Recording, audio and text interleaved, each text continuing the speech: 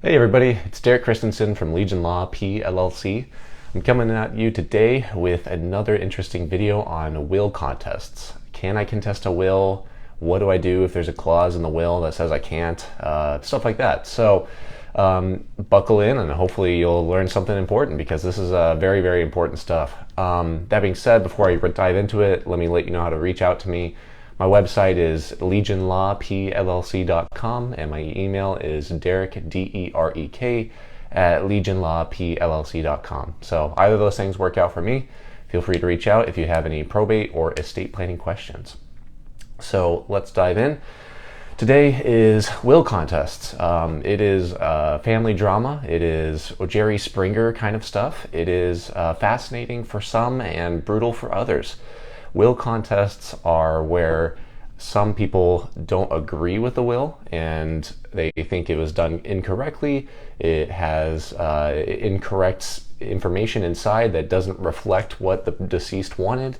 And other people just say, you know what, I think I deserve more, so I'm going to sue and see what happens. So either way, it's not fun stuff. It's not easy. It's not clean. It's not easy to resolve. It's quite messy actually.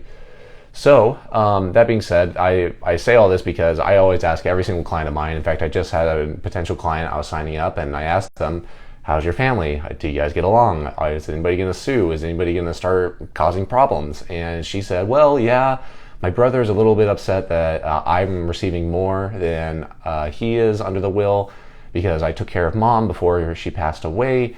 But he thinks that he's entitled to more, and so he said that he might. And so I had to review the will to make sure everything is up to date and all that good stuff. So let me dive a little bit more specific. So the main concern when it comes to will contests is that a party is suing to undo the will, to say the will's not valid, and if the will's not valid, then the default rules of Texas, where I live, would apply. So if a will is giving everything to the Queen of England, and the will is found invalid, then the default rules of Texas would apply, and that means siblings would get something, or parents would, or children, or whatever. So that is the incentive for people to sue and to stop a will, to break it up.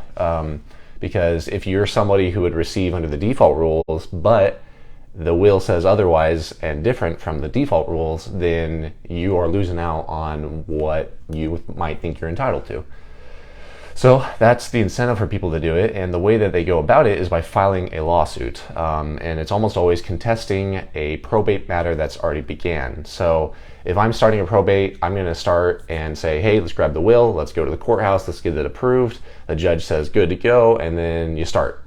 But the problem is that during that whole process, anybody that's called an interested party can file a lawsuit and say, hey, no, let's break up this will. It's not valid. Here's our concerns. And the concerns can range from the signature is wrong to the whole thing is incorrect. The concerns can be quite varied, and depending on how severe those concerns are, it can dramatically affect the whole situation. Because again, if there's just a small little concern, maybe you can resolve it. Or if there's a huge concern, you have to break up everything and you start from square one. So that's the kind of the process to go about it. What is an interested person? In Texas, it is really anybody who can have any kind of valid claim to the will. So it'd be family members most of the time, spouses, creditors, the government can also do it, and a couple of other people. I don't have the definition in front of me, but almost always it's going to be a family member or a creditor or a spouse, or an ex-spouse even sometimes. So you have to contest whether or not that person is an interested person in the first place, and then if they are, then you have to contest with what they say. So again, not fun stuff. And oftentimes what happens is people will sue knowing that there's some flaws in their argument, and then they're going to try to settle it outside of court.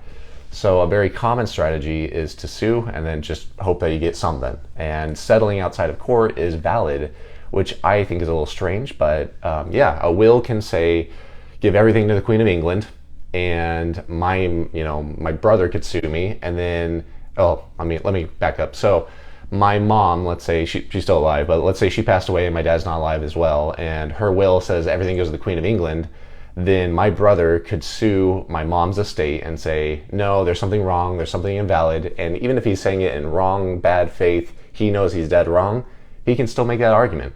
And the estate might say, well, we could spend a lot in attorney's fees, or we could just settle with my brother and give him just a little piece of the pie, and then everything else goes to the Queen of England.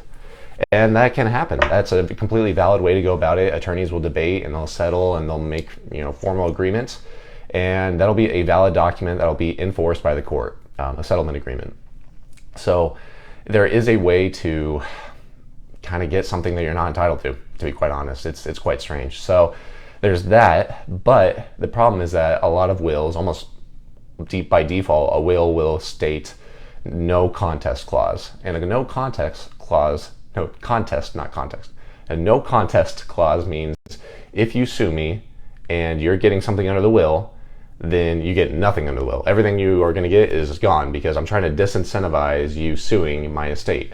So again, if it's my 4 brothers, well, I'm one of them, so 4 siblings, and we all get a quarter, and I sue the estate thinking I deserve half, then I'll get nothing under the will, technically speaking.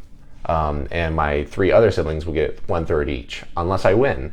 Then it becomes my half or whatever. So it becomes quite a kind of a gamble. It becomes a kind of chicken and game where you're busy trying to stare each other down and see who's going to flake first.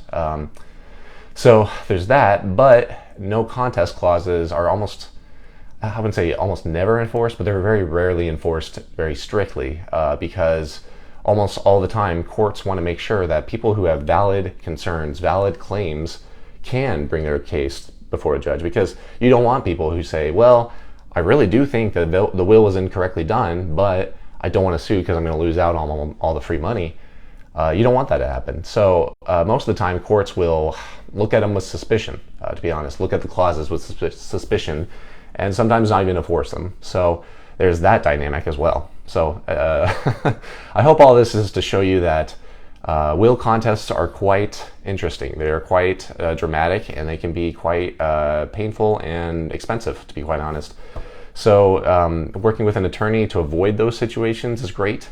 Working with an attorney to cause those situations may be up your alley, but many probate attorneys completely avoid that. And this is kind of the last point to make. Attorneys, when in probate, almost always want uncontested wills. No lawsuits, no family drama, no problems. Just get the paperwork done. Everybody gets what this says in the will. Now, there's a sub-niche of attorneys in probate who will take on contested cases, and they will do all the suing and they'll do all that stuff. But if you go to one probate attorney, you might have to get another attorney because that first attorney doesn't do contested wills.